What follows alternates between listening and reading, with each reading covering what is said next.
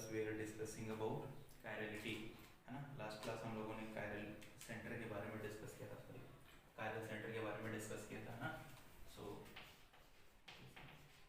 Chiral centre है ना। तो कायरल सेंटर कौन होगा, कायरल सेंटर कहाँ होगा, दो रीजंस इसके कंडीशंस हैं। कंडीशंस एक ये है कि सबसे पहला जो आपका एटम होना चाहिए वो कैसा होना चाहिए, sp3 हाइब्रिडाइज होना चाहिए। दूसरा कंडीशन क्या था, दूसरा कंडीशन ये था कि जो एटम आपका sp3 हाइब्रिडाइज है वो 4 डिफरेंट ग्रुप से अटैच होना चाहिए। लाइक एटम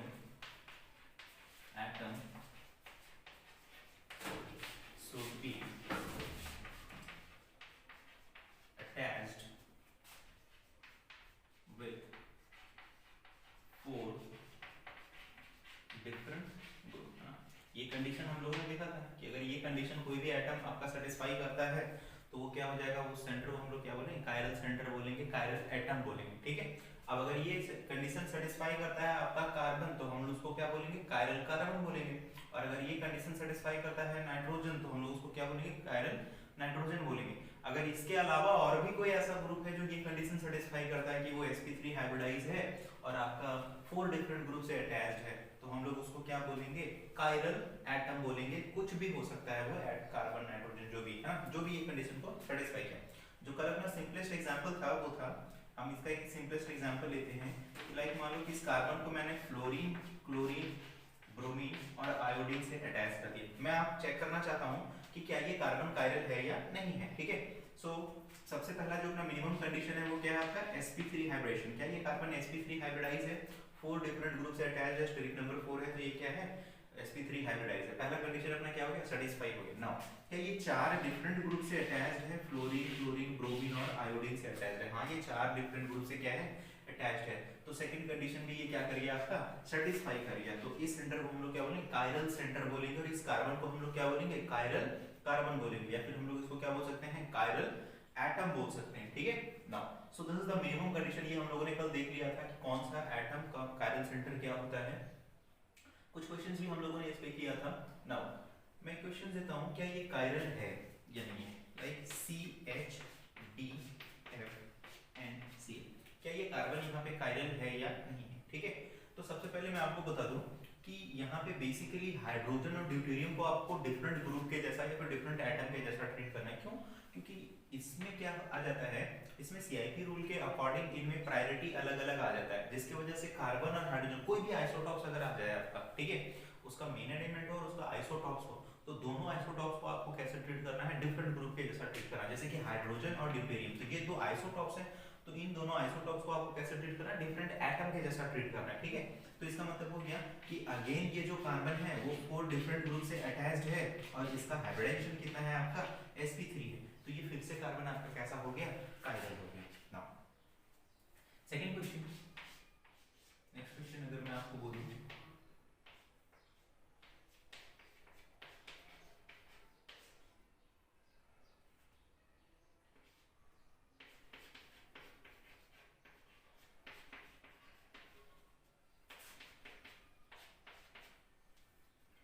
क्या बता सकते हो इसमें कितने कायरल सेंटर है, ठीक है, क्या प्रेडिक्ट कर सकते हो इसमें कितने कायरल सेंटर है, ठीक है।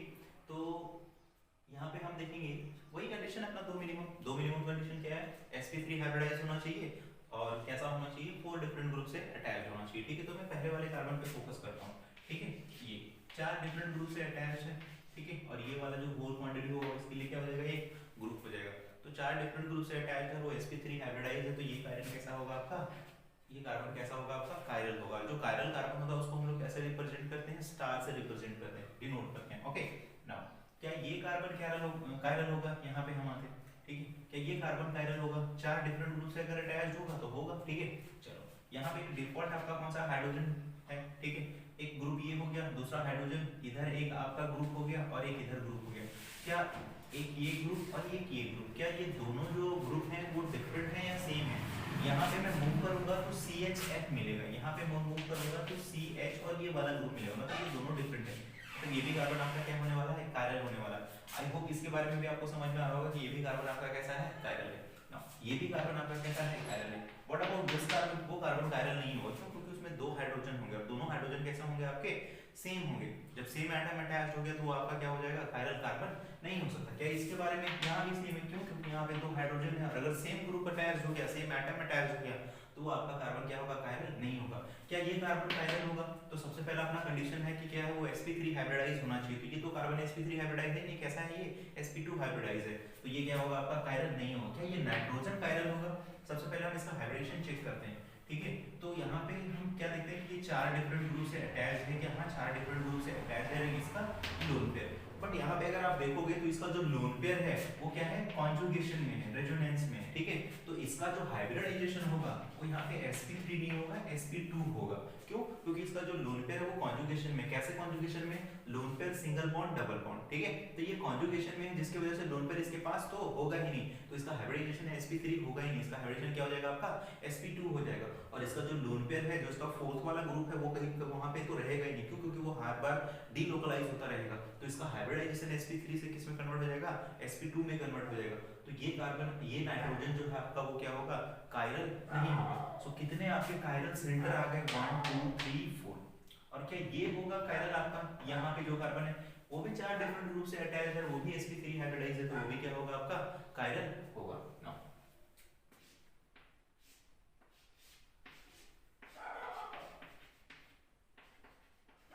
How many chiral centre are there, कितने कायरल सेंटर होंगे इसमें? नेक्स्ट थोड़ा आप अटेंड करो कुछ सारे क्वेश्चंस को।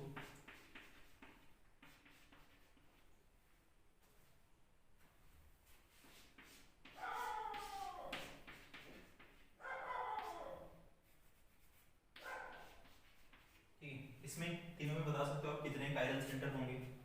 राइट,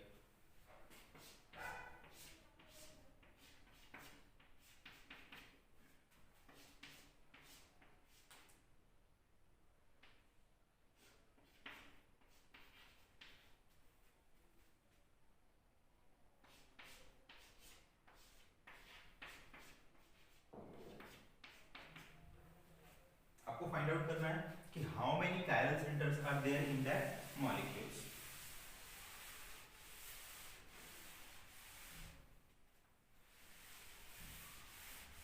कितने कायरल सेंटर हैं आपके इन सारे मॉलिक्यूल्स में? ओके,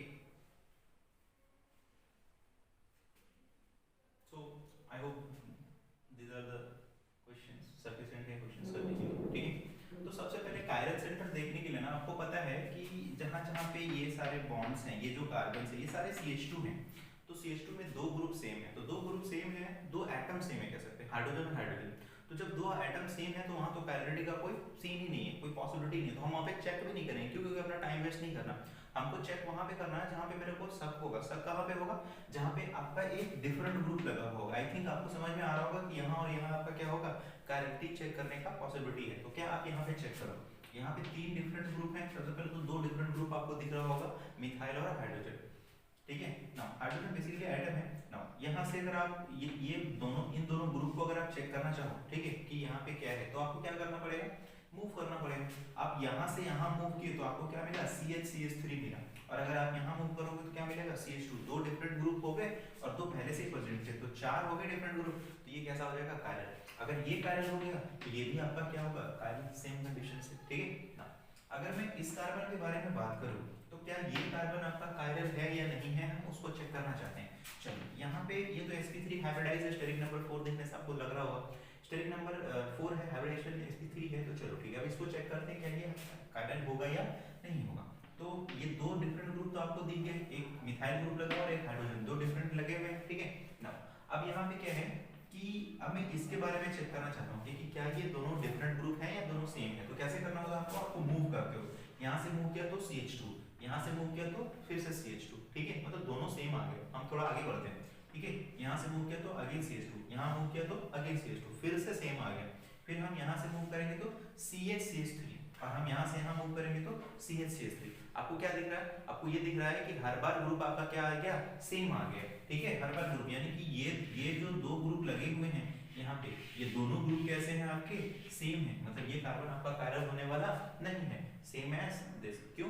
ये भी आपका जो कार्बन होगा, यहाँ पे भी जो कार्बन होगा वो क्या होगा? कायरल नहीं होगा। इसका मतलब इसमें कोई भी कायरल सेंटर नहीं है। और इसमें कितने कायरल सेंटर थे आपके? दो। अगर हम इसमें चेक करना चाहें तो फिर से अपने को यहीं और यहीं चेक करना है, मतलब कि जहाँ पे कोई भी लोकेट नहीं लगा हुआ, कोई भी सब्स्टिट्यूट नहीं लगा हुआ, वहाँ पे लगाने का कोई जरूरत है, चेक करने का कोई जरूरत नहीं होगा, टाइम वेस्ट होगा। सो मैं यहाँ पे चेक करना चाहता हूँ, ऑल्दो आपको पता होगा कि यहाँ पे हाइड्रोजन है तो दो डिफरेंट, एक मिथाइल ग्रुप लगा हुआ है, एक हाइड्रोजन लगा हुआ है, ठीक है। मैं चेक करना चाहता हूँ कि ये दोनों जो ग्रुप हैं क्या वो दोनों सेम है या अलग है, तो चेक करेंगे। चेक कैसे करते हैं, मूव करते हैं, यहाँ पे पहुंचा तो CH2, यहाँ पहुंचा तो CH2, फिर से सेम आ गया तो फिर क्या करेंगे, आगे मूव करेंगे। आगे कैसे मूव करेंगे, यहाँ से आया CH2, यहाँ से आया तो CH3, यानी कि दोनों डिफरेंट ग्रुप आ गए, यहाँ पे CH2 मिला और यहाँ पे CH3 मिला, मतलब क्या हो गया, डिफरेंट ग्रुप आ गया। जब डिफरेंट ग्रुप आ जाएगा तो ये कार्बन आपका कैसा हो गया, कायरल हो गया। क्या इसके बारे में हम ऐसा चेक कर सकते हैं, हाँ इसके बारे में भी चेक करेंगे। तो ये भी कैसा आएगा आपका कायरल, सेम कंडीशन से वही, ठीक है। क्या है कि यहाँ पे भी आपका क्या होगा, एक मिथाइल होगा, एक हाइड्रोजन है, ठीक है। दो डिफरेंट तो दिख ही गए आपको, फिर इधर से मूव करो आपको दो डिफरेंट ग्रुप मिलेंगे और फिर वो भी कार्बन कैसा हो जाएगा आपका कायरल। नाउ इस पे आ जाते हैं, यहाँ पे तो इस कार्बन पे साफ दो डिफरेंट ग्रुप आपको दिख रहे होंगे। नाउ अब मैं इसके और इसके बारे में चेक करता हूँ कि क्या ये दोनों सेम है या नहीं। देखो आपको अगर सेम यहाँ से मूव करोगे तो CH2, यहाँ से इधर मूव किया तो CH2, यहाँ से इधर मूव किया तो CH2 और यहाँ से इधर मूव किया तो फिर से वहीं मिल गए दोनों ना। तो दोनों में यानी कि दोनों साइड आपका क्या लगा हुआ है, CH2 लगा हुआ है, इसका मतलब ये दोनों सेम ग्रुप है, सेम ग्रुप, इसका मतलब ये कायरल सेंटर इसका कितना होगा, एक भी नहीं होगा, कायरल सेंटर कितना होगा, 0 होगा ना। अगर मैं इसमें चेक करना चाहूँ तो क्या यहाँ पे जो कार्बन है वहाँ पे एक हाइड्रोजन है, तो ये एक क्लोरीन हाइड्रोजन, दो डिफरेंट ग्रुप दिखे। अब यहाँ के बाद में मूव किया CH2, यहाँ के बाद में मूव किया तो CH दो डिफरेंट ग्रुप दिखे, इसका मतलब क्या होगा, ये कायरल होगा। क्या यहाँ वाला कार्बन कायरल होगा, हाँ ये भी कार्बन कायरल होगा, क्यों, क्योंकि आपको यहाँ पे ब्रोमीन दिख रहा होगा, यहाँ पे आपको क्या मिलेगा, CH मिलेगा और यहाँ पे CH2, एक डिफॉल्ट हाइड्रोजन यहाँ पे होता ही है। तो कायरल सेंटर आपके कितने आ गए, 2 आ गए ना। यहाँ पे अगर मैं चेक करूँ तो बेसिकली बेंजीन जो है प्लेनर मॉलिक्यूल है, ठीक है। यहाँ पे तो ये पूरा का पूरा कैसा है, प्लेनर है मॉलिक्यूल, ठीक है। जब मॉलिक्यूल पूरा प्लेनर है, सारे कार्बन कैसे होंगे, sp2 हाइब्रिडाइज होंगे। तो इसमें मात्र और एक मात्र आपका कैसा कार्बन है, ये एक sp3 हाइब्रिडाइज कार्बन है। तो ये जब sp3 हाइब्रिडाइज कार्बन है तो हम इसी को चेक करेंगे कि क्या ये डिफरेंट ग्रुप है, 4 अटैच, तो आपको साफ दिख रहा होगा कि वहाँ पे 4 डिफरेंट ग्रुप अटैच्ड हैं। तो आपका कायरल सेंटर कितना होगा, 1 होगा। आई होप आपको कायरल सेंटर निकालना आ रहा होगा, कायरल सेंटर आप पहचान पा रहे होंगे, ठीक है। कायरल सेंटर, नाउ कुछ क्वेश्चंस हैं कायरल सेंटर्स के, लाइक मान लीजिए कि आप, एक क्वेश्चन है n propane, okay, n propane को आप क्या कर रहे हो, क्लोरीनेशन करवा रहे हो, क्या कर रहे हो, क्लोरीनेशन करवा रहे हो, क्लोरीनेशन, ठीक है। क्लोरीनेशन करवा रहे हो, वो भी कौन सा, मोनो, मोनो कहने का मतलब एक क्लोरीन, ठीक है। तो जो प्रोडक्ट्स आएंगे, जो भी प्रोडक्ट्स आएंगे, तो क्वेश्चंस ये है कि इन प्रोडक्ट, जितने भी पॉसिबल प्रोडक्ट्स होंगे उसमें कितने कायरल सेंटर होंगे, ठीक है। क्वेश्चंस में लिख देता हूं एक बार अच्छे से कि इन chlorination, in मोनोक्लोरीनेशन,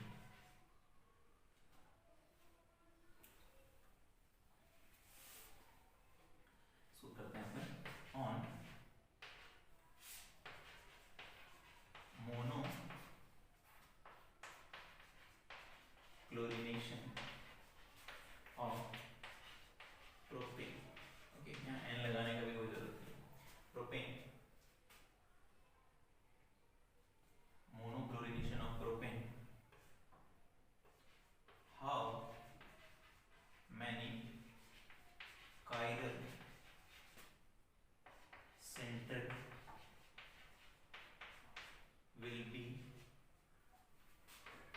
in the products, ठीक है। मतलब ये हुआ कि प्रोपेन है आपके पास CH3 CH2 और फिर CH3, ठीक है। इसका आप क्या कर रहे हो, मोनोक्लोरीनेशन करवा रहे हो, H2H, ठीक है।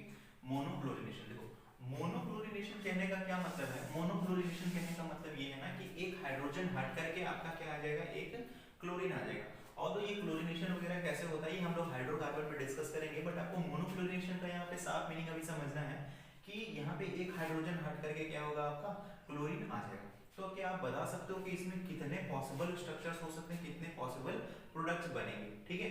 तो आपको पता होगा कि यहाँ पे ये 1 डिग्री कार्बन है और ये भी क्या है आपका 1 डिग्री कार्बन है, और ये कैसा है आपका 2 डिग्री कार्बन है। तो 1 डिग्री कार्बन में 1 डिग्री हाइड्रोजन होता है, ठीक है। और 2 डिग्री कार्बन में क्या होता है आपका 2 डिग्री हाइड्रोजन होगा, और फिर 1 डिग्री कार्बन में क्या होगा आपका 1 डिग्री हाइड्रोजन होगा।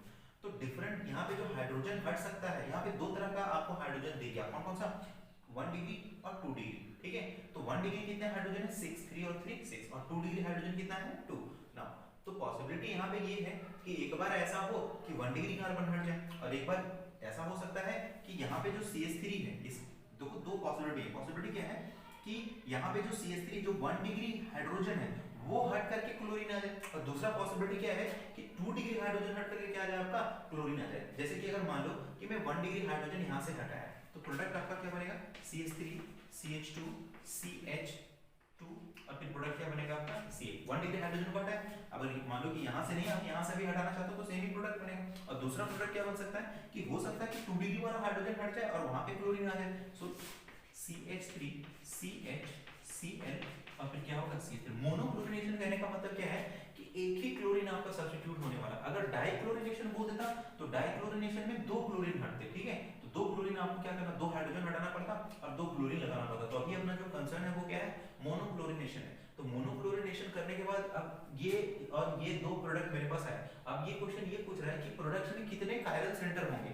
तो अगर आप यहाँ पे देखो तो यहाँ पे कोई भी कायरल सेंटर नहीं है, क्यों, क्योंकि यहाँ पे 3 एटम सेम है, यहाँ पे 2 एटम सेम है, और यहाँ फिर से क्या है आपका 2 एटम सेम है, तो वो कायरल होने वाला नहीं है। ये कार्बन कायरल ये भी नहीं होगा, ये कार्बन भी आपका कायरल नहीं होगा, ये कार्बन आपका कायरल होगा। तो इसका मतलब ये क्या होगा आपका कायरल सेंटर होगा। इसका मतलब इसका आंसर कितना होगा, कितने कायरल सेंटर आएंगे ऐसे प्रोडक्ट में 1 आएंगे ना। अगर मान लो कि इसी क्वेश्चंस को मैं एक्सटेंड कर दूं कि ऑन डाइक्लोरिनेशन, अगर मान लो कि प्रोपेन को साइकिल ये जो आपका मोनो प्रोपेन जो है उसी को आप क्या कर दो डाइक्लोरिनेशन करवा दो। अगर आप डाइक्लोरिनेशन करवा दोगे तो कितने कायरल सेंटर आएंगे, ठीक है। तो हम डाइक्लोरिनेशन करवा के देखते हैं कि कितने आपके कायरल सेंटर आएंगे। डाइक्लोरिनेशन में क्या होगा, डाइक्लोरिनेशन में ये होगा कि 2 क्लोरीन आकर के आपके मॉलिक्यूल में लग जाएंगे, ठीक है। सो आपका जो प्रोपेन होगा CH3 CH2 CH3, ठीक है, इसका हम डाइक्लोरिनेशन करवाते हैं।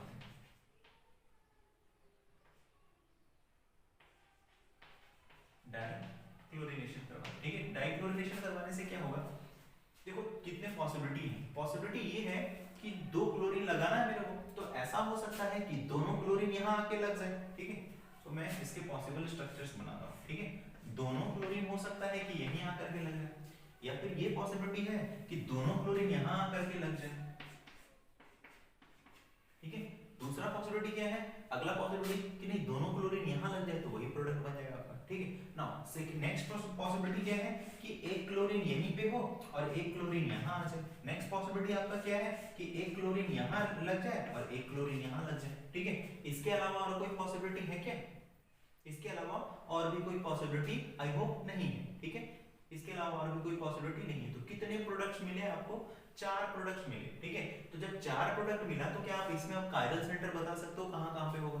यहाँ इस मॉलिक्यूल में कोई भी कायरल सेंटर नहीं होगा, इस मॉलिक्यूल में भी कोई भी कायरल सेंटर नहीं होगा, इस मॉलिक्यूल में यहाँ पे ये वाला कायरल सेंटर नहीं होगा, लेकिन ये आपका क्या होगा कायरल सेंटर होगा। इस मॉलिक्यूल में कोई भी कायरल सेंटर नहीं होगा। तो अगेन आंसर आपका क्या आ गया 1 आ गया। कैसे किया हम लोगों ने किया प्रोपेन का डाइक्लोरिनेशन करवाया। डाइक्लोरिनेशन कहने का मतलब 2 क्लोरीन आकर के लगना है, तो वो 2 क्लोरीन कहीं भी लग सकता है। वही पॉसिबल स्ट्रक्चर्स आपको क्या करने हैं, ड्रॉ करने हैं। तो मैंने सबसे सिंपल वाला ये लिया कि दोनों क्लोरीन को मैंने पहले यहाँ पे लगा दिया 1 डिग्री, ठीक है। अब दोनों क्लोरीन को हो सकता है यहाँ पे भी लग सकता है, तो दोनों क्लोरीन को फिर मैंने यहाँ पे मूव कर दिया। तीसरा कंडीशन क्या हो सकता है कि दोनों क्लोरीन यहाँ नहीं यहाँ लग जाए, तो वही फर्स्ट वाला प्रोडक्ट रिपीट कर जाएगा, तो उसको मैं लिखूंगा नहीं, ठीक है। नाउ नेक्स्ट क्या है कि अब एक क्लोरीन यहाँ लग गया और एक क्लोरीन यहाँ लग जाए, ठीक है। तो इस नेक्स्ट पॉसिबिलिटी क्या है कि नहीं एक क्लोरीन यहीं पे लगे और एक क्लोरीन यहाँ पे लग जाए। तो ये 4 पॉसिबिलिटी है, ये 4 पॉसिबल प्रोडक्ट्स बने। और इन पॉसिबल प्रोडक्ट्स में हमने फिर क्या ढूंढने का कोशिश किया, कायरल सेंटर ढूंढने के लिए कोशिश किया। ये चारों प्रोडक्ट्स में कहां-कहां कायरल सेंटर है, तो मेरे को सिर्फ और सिर्फ एक इस वाले मॉलिक्यूल में कायरल सेंटर मिला और कहीं भी कायरल सेंटर मेरे को मिला नहीं। Okay, now moving for next question.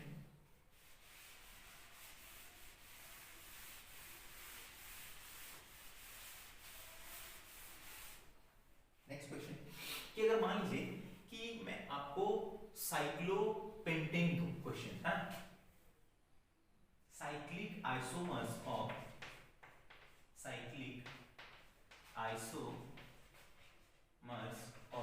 C5H10, cyclic isomers of C5H10. How many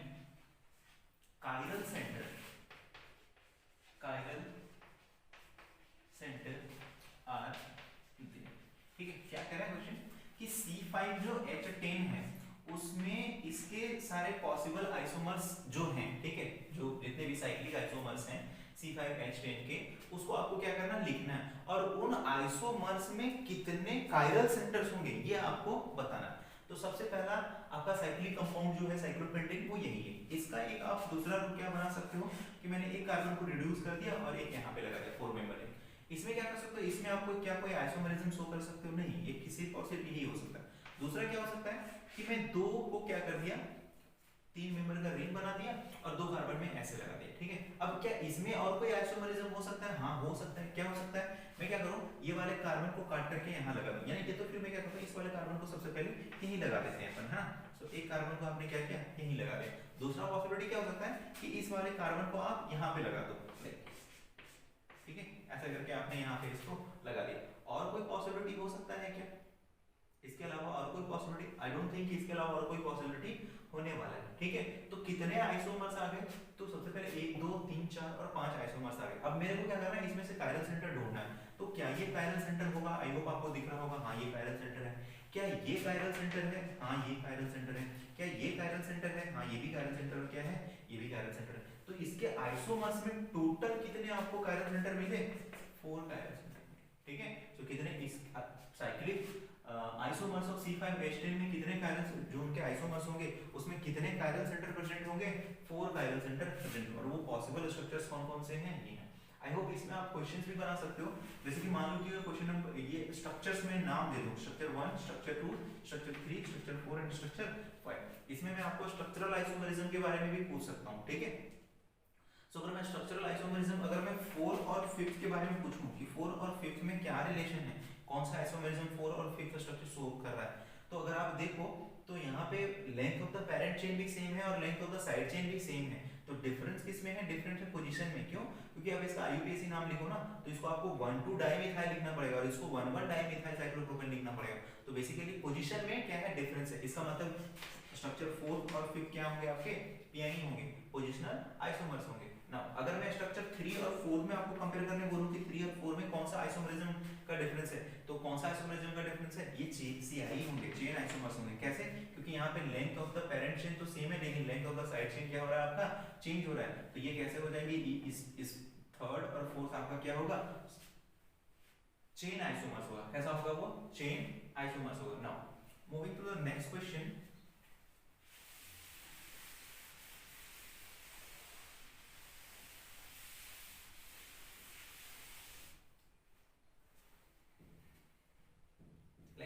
question दूं मैं आपको कि अगर मान लीजिए कि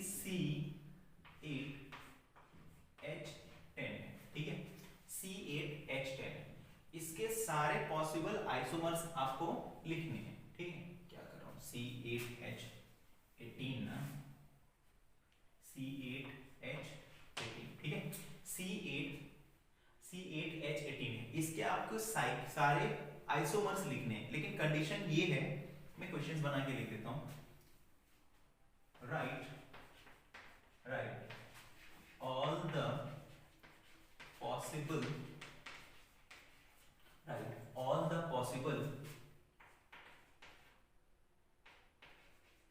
isomers of course structural isomers आपको लिखने हैं, structural isomers of C8H18 in which at least one carbon must be 4D and find out how many chiral center are there। Question क्या है, क्वेश्चन ये है कि C8H18 का क्या करना है, मेरे को सारे आइसोमर्स लिखने हैं। लेकिन उस आइसोमर्स को लिखने में एक कंडीशन डाल दिया उसने। क्या कंडीशन डाल दिया कि कम से कम एक कार्बन आपका कैसा होना चाहिए, 4 डिग्री का जरूर होना चाहिए, मस्ट कंडीशन कर दिया। तो जो मस्ट कंडीशन कर दिया, पहले मैं उसी को ड्रॉ कर लेता हूँ। मस्ट कंडीशन क्या है कि मेरे पास भाई ये एटलीस्ट होना चाहिए, इसके अलावा मेरे पास और कोई काम चलने वाला नहीं है, इसकी ये कम से कम मेरे पास होना चाहिए, ठीक है ना। क्या आप बता सकते हो कि कितने कार्बन आपके यहाँ पे यूज हो गए और कितने हाइड्रोजन यूज हो गए? ए 1 2 3 4, ठीक है, C4 और कितने 4 कार्बन यूज हो गए, तो 8 टोटल थे, तो C4 बच के ना। हाइड्रोजन कितने यूज हो गए? 3 3 3 9, ठीक है, तो बच कितने गए? 9। अब अगर आपको याद हो तो C4H9 के पॉसिबल स्ट्रक्चर्स कितने होते हैं? C4H9 के हम लोगों ने किया था, C4H9 का जो पॉसिबल स्ट्रक्चर होता है वो 3 पॉसिबल स्ट्रक्चर होता है। कैसे? जैसे कि C4H9 जो आपका आता है वो कहां से आता है? C4H10 से आता है। तो C4H10 क्या होता है आपका? 2 3 4, ये है आपका C4H10, ठीक है, ये C4H10 है। इसके पॉसिबल स्ट्रक्चर्स कितने हैं? इसके पॉसिबल स्ट्रक्चर्स 2 हैं, इसके पॉसिबल स्ट्रक्चर्स 2 हैं, ये पॉसिबल स्ट्रक्चर है ना। अब इसमें बेसिकली हमने क्या किया, इसको अल्काइल ग्रुप बनाया, ठीक है, C4H9 को हमने क्या किया था? अल्काइल ग्रुप बनाया। ऐसे करते हैं हम लोग इसको कि C4H9, ठीक है, सबसे पहले C4H10, तो C4H10 से हमने क्या किया था? एक हाइड्रोजन हटाया था, तो C4H9 आया था। और C4H9 के कितने स्ट्रक्चर्स आए थे? 3 स्ट्रक्चर्स आए थे। 3 स्ट्रक्चर्स कौन कौन से आए थे? जैसे अगर मैं आपसे बोलूं कि ये रहा आपका C4H10 का पहला स्ट्रक्चर और C4H10 का ये दूसरा स्ट्रक्चर। अगर यहां से अपन हाइड्रोजन निकालेंगे, मैं पहले एक स्ट्रक्चर को डील कर लेता हूं, C4H10, अगर यहां से हम हाइड्रोजन निकालना चाहेंगे तो एक वैलेंसी यहां से क्रिएट कर सकते हैं और एक वैलेंसी यहां से क्रिएट कर सकते हैं। तो हम लोग क्या करते हैं? दोनों वैलेंसी क्रिएट कर लेते हैं। मान लो कि एक वैलेंसी हमने यहां से क्रिएट कर लिया, सेकंड एक वैलेंसी हम यहां से क्रिएट करते हैं, लाइक ओके, एक वैलेंसी हमने यहां से क्रिएट किया। अब इसका जो दूसरा स्ट्रक्चर है, दूसरा स्ट्रक्चर जो है वो कैसा होगा? दूसरा स्ट्रक्चर ये होगा, ठीक है, दूसरा स्ट्रक्चर आपका ये होगा, ठीक है। तो जो दूसरा स्ट्रक्चर होगा C4H10,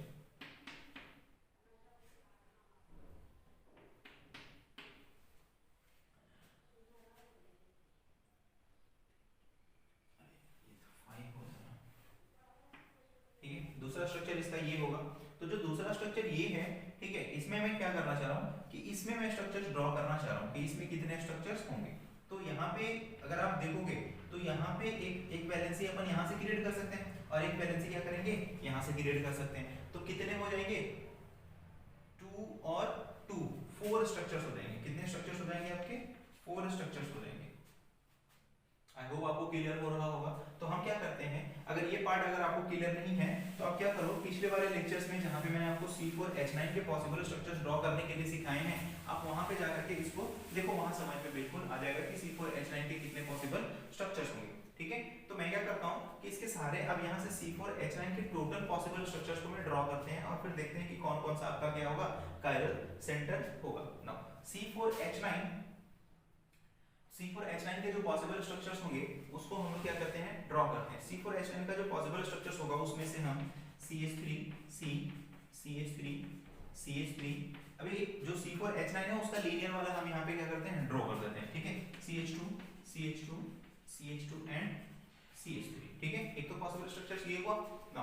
दूसरा क्या कर सकते हैं? दूसरा स्ट्रक्चर हम लोग ये ड्रॉ कर सकते हैं कि यहाँ से कट करके आप यहाँ पे लगा दो। बेसिकली आप वहां पे नंबर्स बता सकते हो, जो मैंने पिछला आपको शॉर्टकट में बताया था उसमें आप नंबर्स यूज कर सकते हो। नंबर्स यूज करने के साथ जब आपको देखना पड़ेगा कि कौन सा कायरल है या नहीं है, तो आपको वो सारे पॉसिबल स्ट्रक्चर्स क्या करने पड़ेंगे? ड्रॉ करने पड़ेंगे ना। इस वाले मिथाइल को मैं क्या कर सकता हूं? कट करके यहाँ पे ला सकता हूं। So the next structure will be CH3 C CH3 CH3 CH2 CH2 and then CH3, यहाँ पे मैं क्या करता हूँ? CH3, ये पॉसिबल स्ट्रक्चर को। दूसरा पॉसिबल, इसके बाद नेक्स्ट पॉसिबल स्ट्रक्चर क्या हो सकता है? नेक्स्ट पॉसिबल स्ट्रक्चर ये हो सकता है कि इसको मैं उठा करके यहाँ ले आऊं, ठीक है ना। CH3 CH2 CH3 CH3 next CH3 and then CH, और फिर CH3 को क्या किया मैंने? यहाँ ले आया और फिर ये क्या बन गया आपका? CH2 CH3 बन गया, ठीक है। इसमें और कुछ कर सकते हैं, इसमें हमें एक ये भी कर सकता हूँ कि इस मिथाइल ग्रुप को यहाँ पे लगा दूं, 3 डिग्री तो अपना रहेगा ही। CH3 CH3 and then CH2 and then CH3 CH2 CH2 and CH3। इसके अलावा और कोई पॉसिबल स्ट्रक्चर्स हो सकता है क्या? एक पॉसिबल स्ट्रक्चर ये भी हो सकता है कि इस मिथाइल ग्रुप को आप यहाँ भी लगा दो, ठीक है। तो मैं यहाँ से मिटा के थोड़ा सा इस जगह को यूज कर लेता हूँ। ओके, सुना, this will be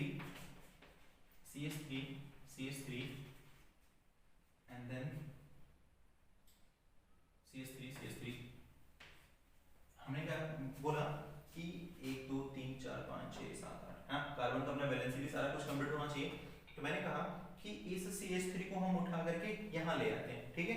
so next जो स्ट्रक्चर होगा आपका वो होगा CH3 CH2 CH3 CH and then CH3 and then CH3, सारा कुछ 1 2 3 4 5 6 7, ठीक है। ये स्ट्रक्चर कहीं रिपीटेड है क्या? वो लग रहा है कि मेरा वो स्ट्रक्चर कहीं वो रिपीटेड होगा। CH3 यहाँ से नहीं है, ये भी स्ट्रक्चर यही रिपीटेड है क्या? नो, ठीक है, वो स्ट्रक्चर रिपीटेड नहीं है। सेकंड क्या हो सकता है? सेकंड पॉसिबिलिटी और क्या हो सकता है?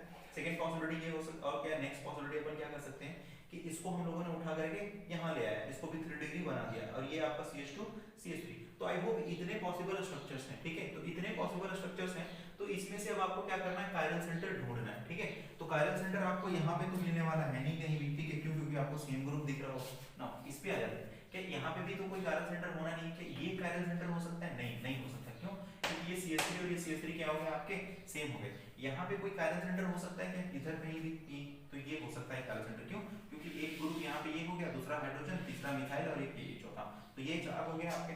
क्या ये कायरल हो सकता है? नहीं, एक मिथाइल और दूसरा मिथाइल दोनों सेम हो गए, इधर तो CH2 CH3। सो इसका आंसर कितना होगा कि अगर इसमें सिर्फ और सिर्फ कितने कायरल सेंटर मिले आपको?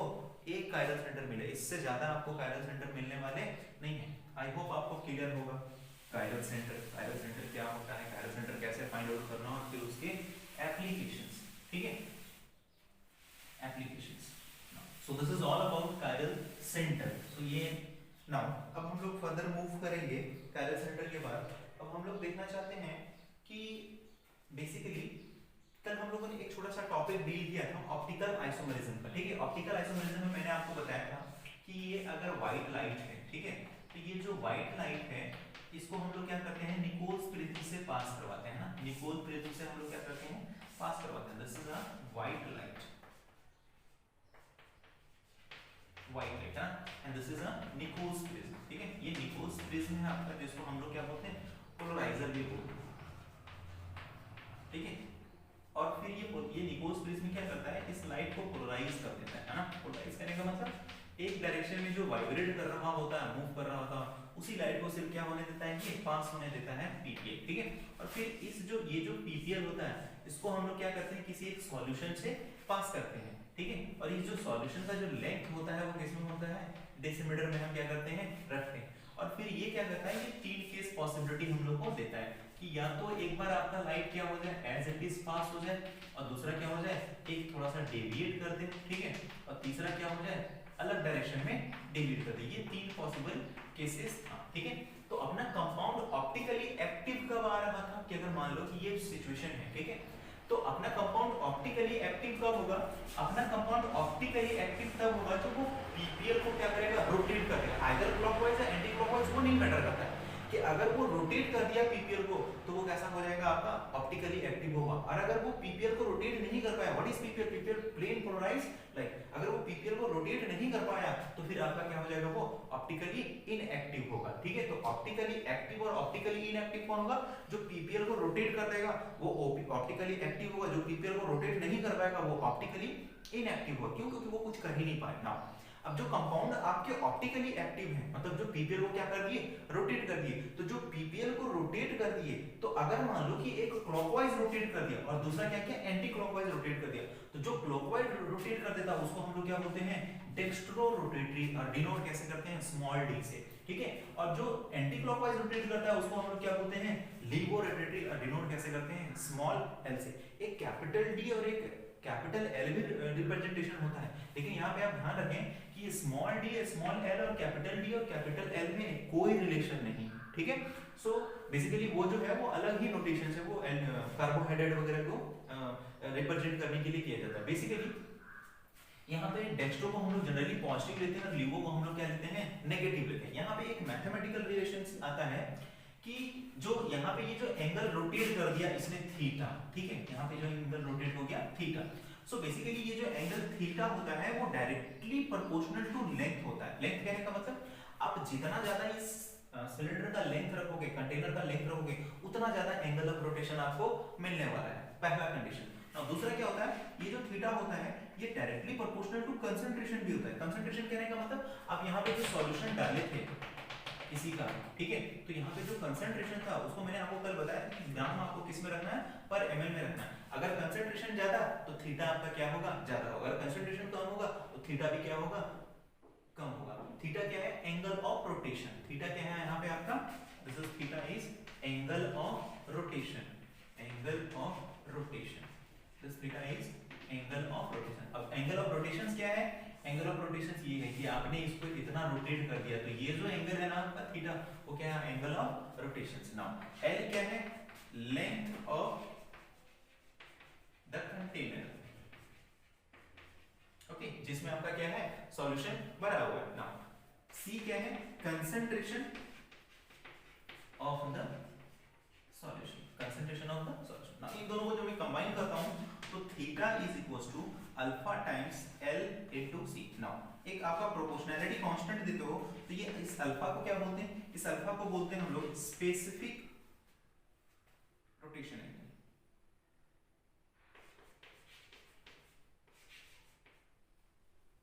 स्पेसिफिक रोटेशन,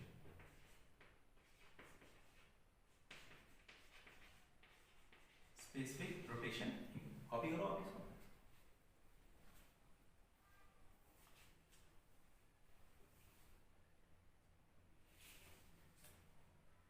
ठीक है, स्पेसिफिक रोटेशन एंगल। नाउ अगर हम फर्दर मूव करें, ठीक है, सो बेसिकली आपका जो फॉर्मूला आया वो क्या आया, theta equals to alpha l and c. ठीक है, दिस इज द फॉर्मूला। यहाँ पे प्रिकॉशन आपको ये रखना है कि l must be in decimetre, concentration must be in gram per millilitre. ठीक है, और फिर आप यहाँ से क्या करते हो, एक छोटा सा न्यूमेरिकल को बना सकता है कि अगर ये थीटा इतना, एंगल ऑफ रोटेशन इतना है तो स्पेसिफिक एंगल ऑफ रोटेशन कितना होगा, उसका लेंथ और कंसंट्रेशन वगैरह दे सकता है। और आपसे क्या करते हैं, छोटा सा क्वेश्चन पूछ सकता है। जैसे एक मैं क्वेश्चन आपसे करवाना चाहूँ तो एक क्वेश्चन है कि अ compound has angle of rotation, compound has angle of rotation plus 20 degree, okay, plus 20 degree, and density of the compound is 0.4 gram per ml, and the length of the container, length of the container in polarimeter, polarimeter is 10 centimetre. ये question है, further आपसे पूछ रहा है important, then calculate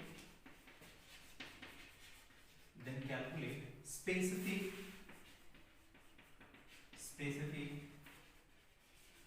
angle of rotation, है ना। आपको क्या करना है, स्पेसिफिक एंगल ऑफ रोटेशन को क्या करना है, कैलकुलेट करना। ऑप्शन वो दे रहा है आपसे प्लस 50 डिग्री, बी ऑप्शन दे रहा है आपसे 5 डिग्री, वो भी से प्लस का, ओके। सी ऑप्शन दे रहा है आपसे प्लस 500 डिग्री, और डी ऑप्शन दे रहा है आपसे प्लस 0.5 डिग्री, ओके। क्वेश्चन आपको सॉल्व करना कि कैसे ये एंगल ऑफ रोटेशन क्या होगा आपका।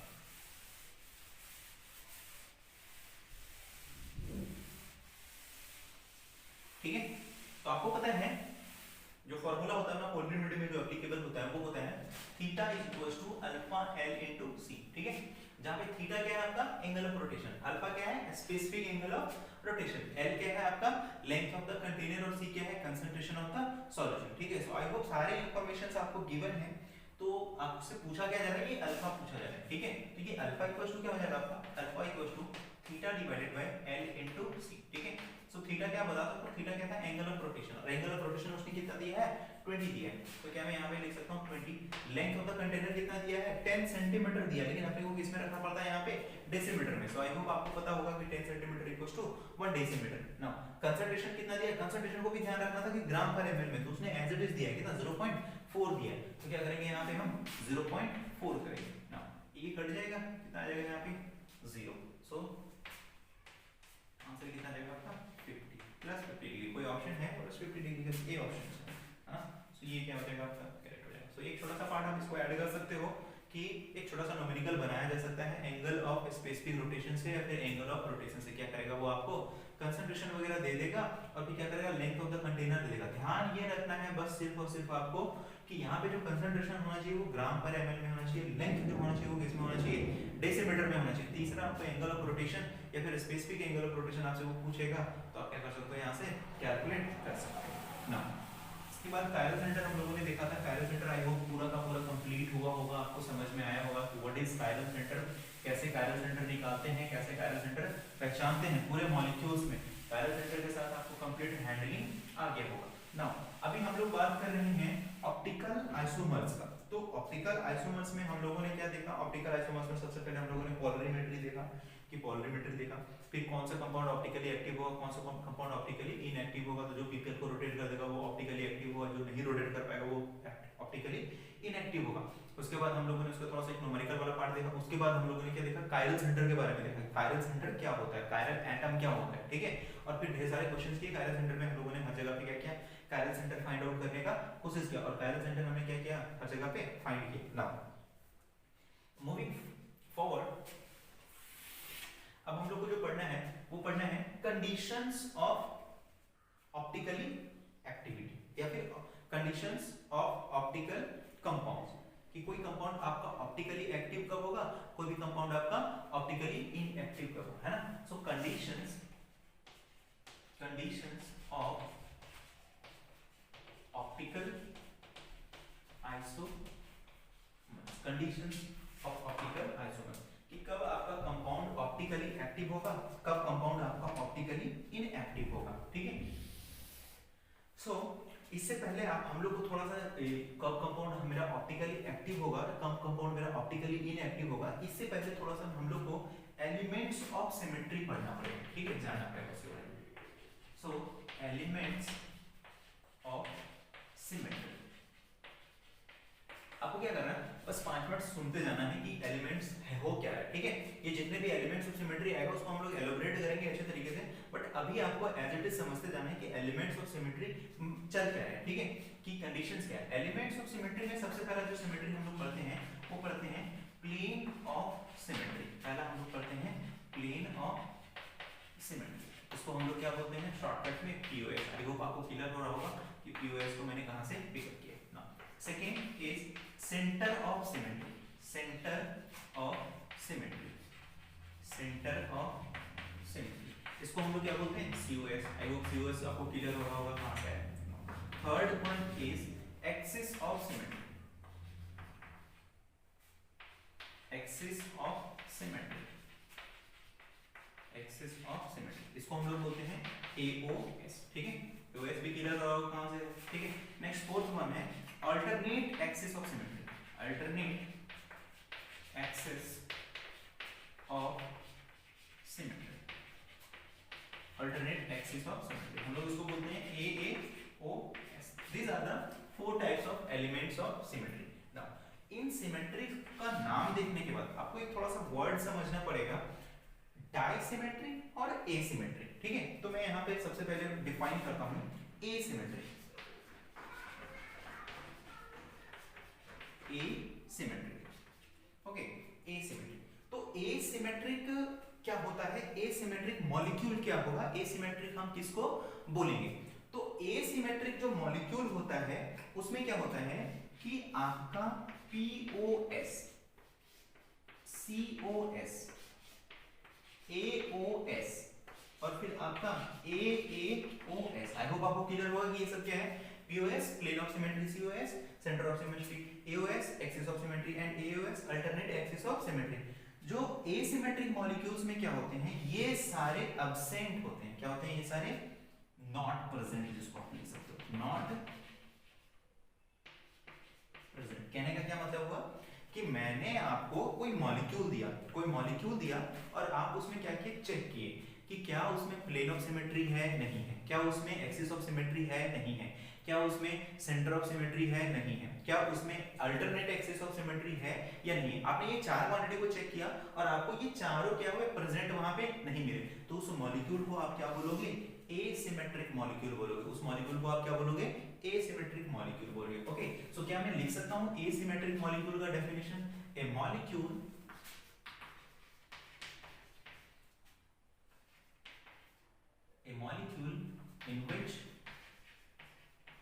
in which AOS, POS, COS and AAOS all are absent,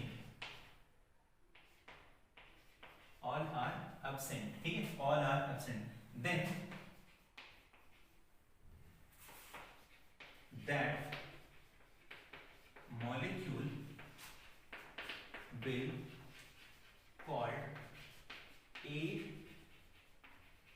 asymmetric molecule. I hope आपको क्लियर होगा। ये चार सिमेट्री जहां पे प्रेजेंट नहीं होंगे, जिस मॉलिक्यूल में प्रेजेंट नहीं होंगे, अगर ये चारों के चारों प्रेजेंट नहीं हुए तो ऐसे मॉलिक्यूल्स को हम लोग क्या बोलेंगे, एसिमेट्रिक मॉलिक्यूल बोलेंगे। क्या बोलेंगे उस मॉलिक्यूल को हम लोग, एसिमेट्रिक मॉलिक्यूल बोलेंगे। नाउ जो दूसरा वर्ड आता है वो डाइसिमेट्रिक आता है, डाइसिमेट्रिक। कि कोई भी मॉलिक्यूल आपका डाइसिमेट्रिक कब होगा, कोई भी मॉलिक्यूल आपका क्या होगा, डाइसिमेट्रिक कब होगा, तो कोई भी मॉलिक्यूल डाइसिमेट्रिक तब होगा जब इसमें POS, COS एंड AAOS ये तीनों एब्सेंट हो। क्या हो, ये तीनों प्रेजेंट ना हो, नॉट प्रेजेंट। आ रहा होगा, आई होप आपको क्लियर होगा। एसिमेट्रिक मॉलिक्यूल क्या, एसिमेट्रिक मॉलिक्यूल वो जिसमें चारों एब्सेंट है, जितने भी आप सिमेट्रिक पढ़ो, ठीक है, ये चारों सिमेट्री क्या हो, प्रेजेंट ना हो। डाइसिमेट्रिक क्या, डाइसिमेट्रिक में ये तीनों प्रेजेंट ना हो। कौन कौन सा, POS, COS एंड AOS। इसमें एक्सिस ऑफ सिमेट्री का कोई लेना देना नहीं है, एक्सिस ऑफ सिमेट्री इसमें नहीं रहता। तो ऐसे अगर मान लो कि ये तीनों प्रेजेंट नहीं हुए तो ऐसे मॉलिक्यूल को हम लोग क्या बोल देंगे, डाइसिमेट्रिक मॉलिक्यूल बोलते हैं। क्या मैं डेफिनेशन से लिख सकता हूं डाइसिमेट्रिक मॉलिक्यूल का, कि डाइसिमेट्रिक मॉलिक्यूल क्या होगा, तो ए molecule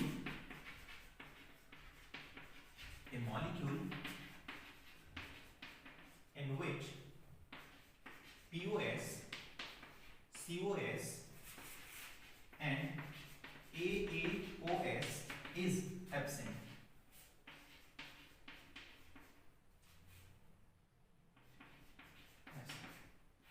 is called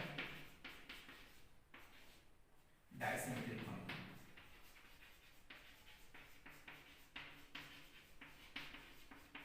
is called dissymmetric molecule. मतलब जो एसिमेट्रिक मॉलिक्यूल, डाइसिमेट्रिक मॉलिक्यूल होगा उसमें प्लेन ऑफ सिमेट्री नहीं होगा, सेंटर ऑफ सिमेट्री नहीं होगा, एक्सिस ऑफ सिमेट्री नहीं होगा। अच्छा, क्या ऐसा हो सकता है कि अगर मान लीजिए ये दो ना हो और एक प्रेजेंट हो तो क्या वो मॉलिक्यूल डाइसिमेट्रिक होगा? नहीं, तीनों के तीनों नहीं होना चाहिए, वहां पे तीनों के तीनों प्रेजेंट नहीं होना चाहिए उस मॉलिक्यूल में। आप कैसे चेक करोगे डाइसिमेट्रिक है या नहीं, वो बात का कंसर्न है। बस अभी आप सिर्फ ये समझ लो थियोरेटिकली कि अगर तीनों प्रेजेंट नहीं हुआ तभी हम उसको क्या बोलेंगे, डाइसिमेट्रिक, और अगर चारों प्रेजेंट नहीं हुआ तो हम उसको क्या बोलेंगे, एसिमेट्रिक बोलेंगे। नाउ अब एसिमेट्रिक और डाइसिमेट्रिक में क्या रिलेशन है? क्या मैं एसिमेट्रिक मॉलिक्यूल को डाइसिमेट्रिक मॉलिक्यूल बोल सकता हूं, एसिमेट्रिक मॉलिक्यूल को डाइसिमेट्रिक बोल सकता हूं? डाइसिमेट्रिक का क्या कंडीशन था, डाइसिमेट्रिक का ये कंडीशन कि भाई तेरे पास centre of symmetry, axis sorry alternate axis of symmetry और प्लेन ऑफ सिमेट्री नहीं होना चाहिए।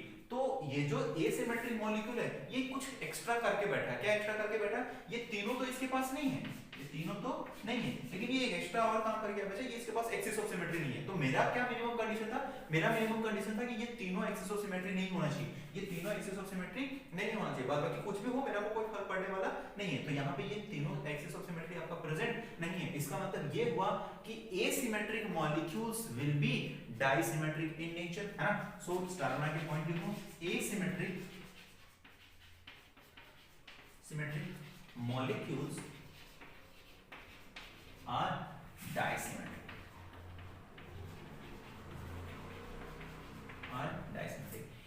अब के आगे के लेक्चर्स में बहुत सारे ऐसे डेफिनेशंस आने वाले हैं, आप कंफ्यूज करोगे, ठीक है।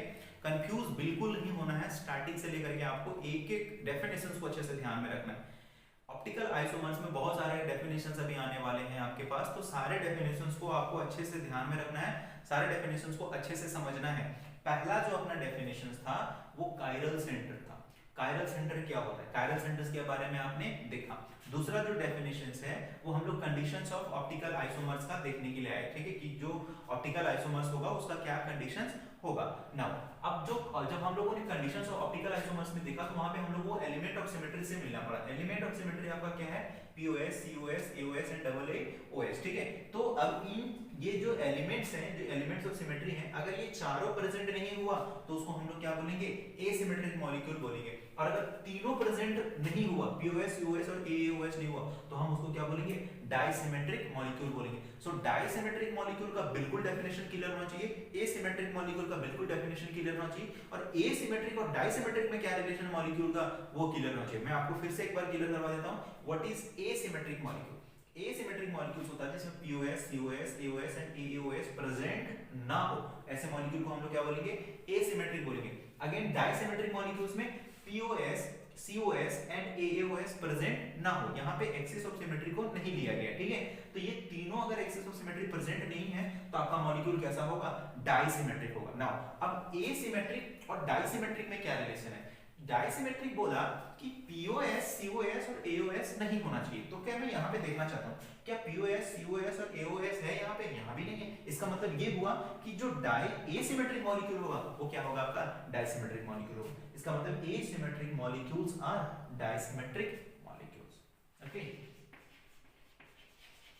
Molecules also. I hope clear होगा, एसिमेट्रिक एंड डाइसिमेट्रिक, ठीक है। नाउ अब जो ऑप्टिकल एक्टिव कंपाउंड होगा, ऑप्टिकली एक्टिव कंपाउंड होगा, ठीक है, जैसे कि हमने कहा था कि ये कंपाउंड ऑप्टिकली एक्टिव है, ये कंपाउंड आपका क्या है, ऑप्टिकली इनएक्टिव है। इस लाइन को आपको थोड़ा सा अच्छे से समझना है।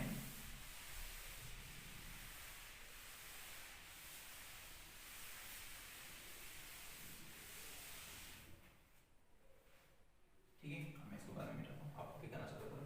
नाउ क्वेश्चन ये था कि मैंने आपको कहा था कि मॉलिक्यूल्स ऑप्टिकली एक्टिव होगा, ऑप्टिकली इनएक्टिव होगा। जो पीपीएल को रोटेट कर देगा, जो पीपीएल को क्या करेगा, रोटेट कर देगा, आइदर क्लॉकवाइज या एंटी क्लॉकवाइज, जो ऑप्टिकली एक्टिव होगा। जो पीपीएल को रोटेट नहीं कर पाएगा वो क्या होगा, आपका ऑप्टिकली इनएक्टिव होगा। नाउ अब मैं ये जानना चाहता हूं कि कौन पीपीएल को रोटेट कर देगा और कौन पीपीएल को रोटेट नहीं करेगा, ठीक है। तो जो पीपीएल को रोटेट कर देगा वो ऑप्टिकली एक्टिव। तो मैं एक स्टेटमेंट यहां पे लिखने जा रहा हूं कि dissymmetric molecules are optically active, है ना। The statement is dissymmetric molecules, dissymmetric molecules are optically active. मतलब ये हुआ कि अगर कोई मॉलिक्यूल आपको दे दिया गया और उसमें पीओएस, सीओएस और एएओएस नहीं है, इसका मतलब वो क्या हुआ, डाइसिमेट्रिक हुआ। और अगर वो डाइसिमेट्रिक हो गया तो वो कैसा होगा, ऑप्टिकली एक्टिव होगा। ऑप्टिकली एक्टिव कहने का क्या मतलब होगा कि जब आप उसको पीपीएल में पास कराओगे, पीपीएल जब आप उससे पास कराओगे तो वो क्या करेगा, उसके प्लेन पोलराइज्ड लाइट को क्या कर देगा, रोटेट कर देगा। लाइक अगर मान लो कि ऐसा लाइट आप पास कराओगे उसके सॉल्यूशन से, ऐसा लाइट यहाँ पे आपने क्या किया, उसको सॉल्यूशंस को रख दिया, जब ये पास कराओगे तो ये क्या करेगा, आइदर इस डायरेक्शन में रोटेट कर देगा या फिर क्या करेगा, आपका इस डायरेक्शन में रोटेट कर देगा। तो जो उसको रोटेट कर देता है, ऐसे कंपाउंड को हम लोग क्या बोलते हैं, ऑप्टिकली एक्टिव कंपाउंड बोलते हैं। और ऑप्टिकली एक्टिव कौन कंपाउंड होगा, जो डाइसिमेट्रिक होगा।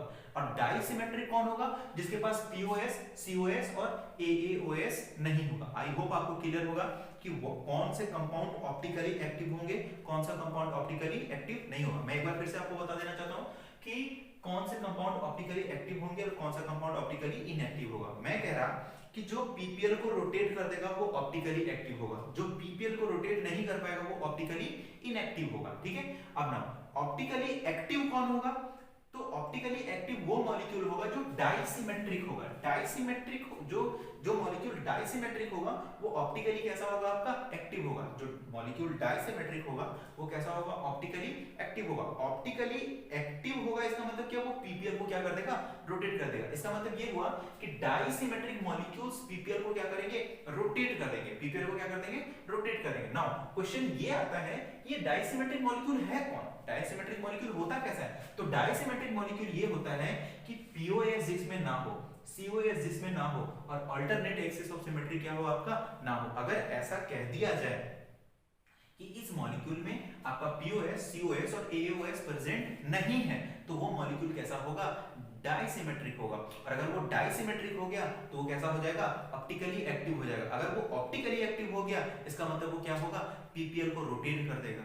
आ रहा है बात समझ में? So this are the conditions to be a compound optically active. जैसे कि मान लो कि मैं आपको एक क्वेश्चन दे रहा, क्वेश्चन ये दिया कि मेरे पास दो कंपाउंड है, compound X and compound Y, ठीक है। कंपाउंड X जो है इसमें POS, COS और AOS और AOS कुछ भी नहीं प्रेजेंट है, ठीक है। मैं क्वेश्चन के फॉर्म में आपको करवा दे रहा हूं, होप आप कर पाओगे। एक कंपाउंड मेरे पास X है, एक कंपाउंड मेरे पास Y है, ठीक है। इस कंपाउंड में A POS COS और AOS एंड AAOS प्रेजेंट नहीं है, present not present, okay, absent not present, present नहीं है, ठीक है। तो इसका मतलब अगर ये प्रेजेंट नहीं है तो ये क्या हो गया, एसिमेट्रिक हो गया। ये कैसा हो गया, एसिमेट्रिक। और एसिमेट्रिक वाला डायरेक्टली क्या होता है आपका, डाइसिमेट्रिक। एसिमेट्रिक वाला भी क्या होता है आपका, डाइसिमेट्रिक। और डाइसिमेट्रिक वाला कैसा होता है, ऑप्टिकली एक्टिव होता है अकॉर्डिंग टू दिस लाइन, और optically active according to this line, ठीक है। नाउ अगर क्वेश्चन ये था कि कंडीशन ये था कि POS COS AOS इसके पास नहीं है, जब इसके पास POS COS AOS नहीं है तो क्या ये कंपाउंड ऑप्टिकली एक्टिव होगा या नहीं होगा। तो हमने देखा कि ये एसिमेट्रिक आ गया, और एसिमेट्रिक मॉलिक्यूल क्या होता है आपका, डाइसिमेट्रिक होता है। डाइसिमेट्रिक कैसे होते हैं, ऑप्टिकली एक्टिव होते हैं ना। हम Y के बारे में डिस्कस करें। Y के बारे में मैं ये कह रहा कि इसके पास POS नहीं है, COS है प्रेजेंट, और आपके पास AAOS प्रेजेंट नहीं है। तो अभी क्या हो गया, सेंटर ऑफ सिमेट्री प्रेजेंट हो गया ना। अगर ये सेंटर ऑफ सिमेट्री प्रेजेंट हो गया तो ये मॉलिक्यूल क्या हो जाएगा, डाइसिमेट्रिक नहीं हो पाएगा। अगर डाइसिमेट्रिक नहीं हुआ, अगर ये मॉलिक्यूल डाइसिमेट्रिक नहीं हुआ तो ये मॉलिक्यूल ऑप्टिकली एक्टिव नहीं होगा। तो जब ये ऑप्टिकली एक्टिव नहीं है तो ये कैसा है, ऑप्टिकली इनएक्टिव है। आई होप आपको क्लियर हो पा रहा होगा कि ऑप्टिकली एक्टिव कौन होगा, ऑप्टिकली एक्टिव डाइसिमेट्रिक मॉलिक्यूल्स होंगे। डाइसिमेट्रिक मॉलिक्यूल कौन होगा, जिसमें POS COS AAOS प्रेजेंट नहीं होगा, और जिसमें इन तीनों में से कोई एक भी प्रेजेंट हो गया तो आपका मॉलिक्यूल कैसा हो जाएगा, ऑप्टिकली इनएक्टिव। ना आपके मन में बार बार ये क्वेश्चन उठ रहा होगा कि ये POS COS है क्या, हम कैसे जानेंगे कि प्रेजेंट है या नहीं है। तो मैं अभी आपको POS COS वगैरह समझाने देखने का तरीका बता रहा हूं, आप बिल्कुल अच्छे तरीके से देख सकते हो कि POS उसमें COS होगा या नहीं होगा। सो जो आपके माइंड में क्वेश्चन उठ रहा है कि ये POS COS है क्या, हम कैसे पहचानेंगे कि ये POS इस मॉलिक्यूल में है या नहीं है, ठीक है। तो चलो हम देखते हैं, हम लोग डील करते हैं POS से ही डील करते हैं, प्लेन ऑफ सिमेट्री से ही डील करते हैं कि what is plane of symmetry, है ना। सो राइट ऑन द